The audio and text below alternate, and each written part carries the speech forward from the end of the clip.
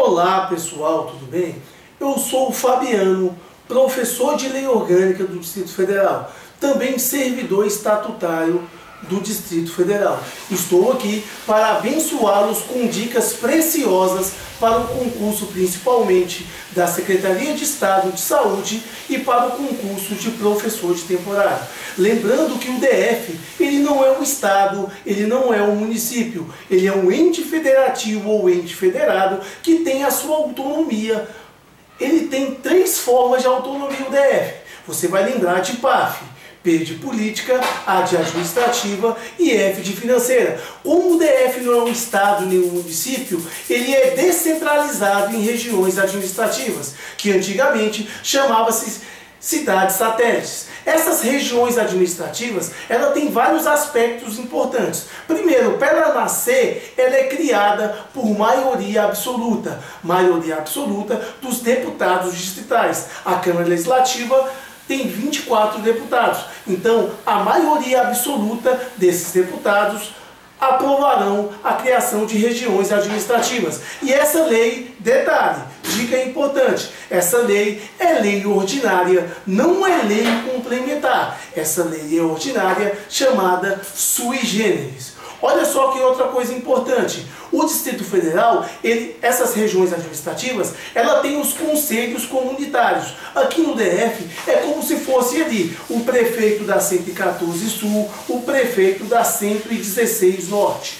Então, ela terá no mínimo um conselho comunitário com 2 funções importantes: função fiscalizadora e função consultiva. Então as funções são consultivas e fiscalizadoras na forma da lei. E esses administradores regionais, em regra, são escolhidos pelo governador. Mas a lei disporá sobre a participação popular no processo de escolha. Então existe a participação popular, só que a lei vai disciplinar. Em regra é o governador, mas a lei disciplinará sobre a participação popular no processo de escolha. E esses administradores regionais só tem um detalhe: no seu aspecto de remuneração, a sua remuneração só não pode ser superior à dos secretários de Estado.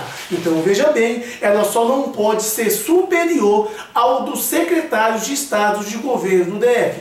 Outra coisa muito importante, essa descentralização administrativa, ela tem 3 características, porque as regiões administrativas primeiro integram a estrutura administrativa do DF. E ela tem vistas a essa descentralização. Você vai lembrar de 3 coisas importantes. Ela se descentraliza para quê? Primeiro, para otimizar recursos, ou seja, economizar recursos. Depois, para melhorar a qualidade de vida de sua população. E depois, garantir, ou pelo menos tentar garantir, o desenvolvimento socioeconômico. As regiões administrativas é muito importante você aprender. Lembrando, voltando lá, que o DF, que o poder vem do povo, que exerce de forma direta e de forma indireta. Então o povo, na sua democracia, lá no artigo 5º, ele fala da soberania popular, que será feita pelo sufrágio universal do voto, direto, secreto, igual para todos, mediante primeiro, inciso 1º, plebiscito, inciso 2º, referendo, e inciso 3º, iniciativa popular. Lembrando que o plebiscito é uma convocação antes da criação da lei, ou seja, chama a população para opinar sobre determinado assunto. O plebiscito é diferente, a lei já está aprovada, o referendo é diferente, a lei já está aprovada. Então ele convoca a população para autorizar uma lei que já está autorizada. Iniciativa popular tem vários aspectos, quando o povo participa diretamente. Lembrando que Brasília, o que é importante em Brasília? Além de ser a primeira região administrativa,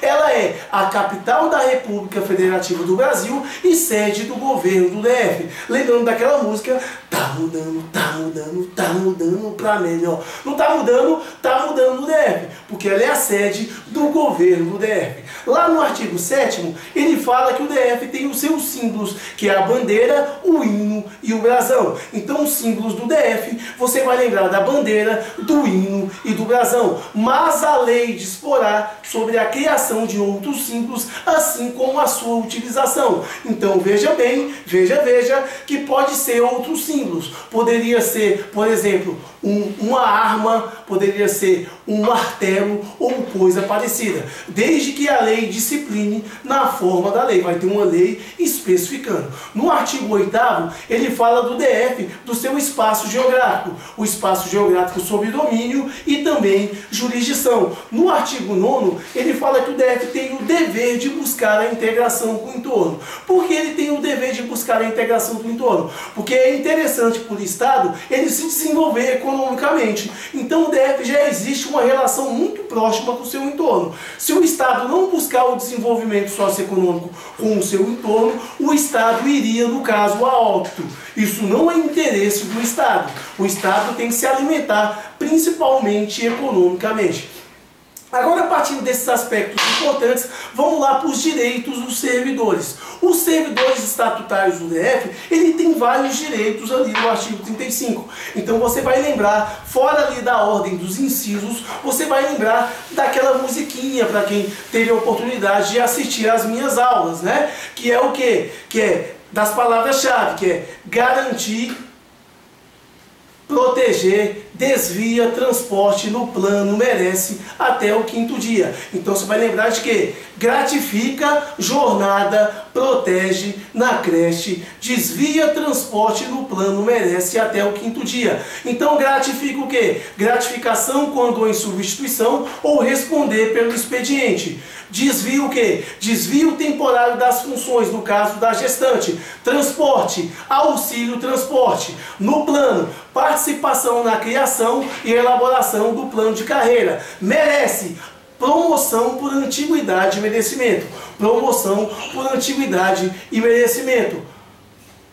Até o 5º dia, quitação com a folha de pagamento até o 5º dia útil. Lembrando lá que o DF no seu artigo 39, esse é o artigo 35, direitos dos servidores, ele tem que estar na sua cabeça. Lembrando que no artigo 39, ele fala que o DF, o direito de greve será exercido nos termos e limites de lei complementar federal, de lei complementar federal. Lá no artigo 40, uma questão polêmica, né? É um assunto polêmico que trata da estabilidade. Sabemos nós que a estabilidade de fato é após 3 anos. Mas no artigo 40 da lei orgânica, ele está lá. O servidor estatutário do DF adquirirá estabilidade após 2 anos, de exercício serviço público efetivo. Ou seja, no DF, todo mundo sabe que é 3 anos, mas segundo a lei orgânica, é após 2 anos de efetivo exercício do serviço público do DF. Também lá no parágrafo 1º desse mesmo artigo, ele fala que o servidor do DF poderá perder o cargo em 2 situações. Primeiro, processo administrativo disciplinar. Segundo, sentença judicial transitada em julgado. Processo administrativo disciplinar e sentença judicial transitada em julgado. No seu parágrafo 2º, ele fala que se invalidada a demissão do servidor, ele será reintegrado. Ele será reintegrado com todos os direitos e vantagens. E o seu eventual ocupante entre aspas, se estável, será reconduzido ao cargo de origem, sem direito ao quê? Sem direito à ida, e de indenização, desde disponibilidade remunerada e de aproveitamento. Lá no parágrafo 3º desse mesmo artigo, ele fala que se extinto o cargo ou declarada a sua desnecessidade, o servidor ficará em disponibilidade remunerada, até o seu adequado aproveitamento. É isso mesmo. Agora vamos falar lá do artigo 41, que fala de aposentadoria. Lembrando que a aposentadoria, existe a aposentadoria compulsória e existe a aposentadoria voluntária. No caso de aposentadoria compulsória, você vai lembrar do primeiro caso. O primeiro caso você vai lembrar de integral. Integral você vai lembrar mais ainda de 2 casos. Primeiro, acidente de trabalho ou serviço e acidente de trabalho ou serviço. E no caso de doença, né? Doença grave, incurável, contagiosa especificada em lei. Então, acidente de trabalho ou serviço e também doença. Lembrando lá no artigo 44, que também fala de alguns direitos dos servidores. No artigo 44, ele fala que o servidor ele vai perceber de adicional de 1% ao ano ao seu vencimento. Isso é, de serviço efetivo do serviço público. Ou seja, se ele trabalhou um ano e ele não teve atestado e o serviço foi efetivo em plena atividade laboral, ele vai ter 1% ao adicional. O adicional de 1% ao vencimento. Lá no inciso 2º, ele fala mais. Ele fala que todo o período em que o servidor esteve de licença médica, isso, claro, declarado por junta médica oficial, será considerado para todos os efeitos legais. Todos os efeitos legais.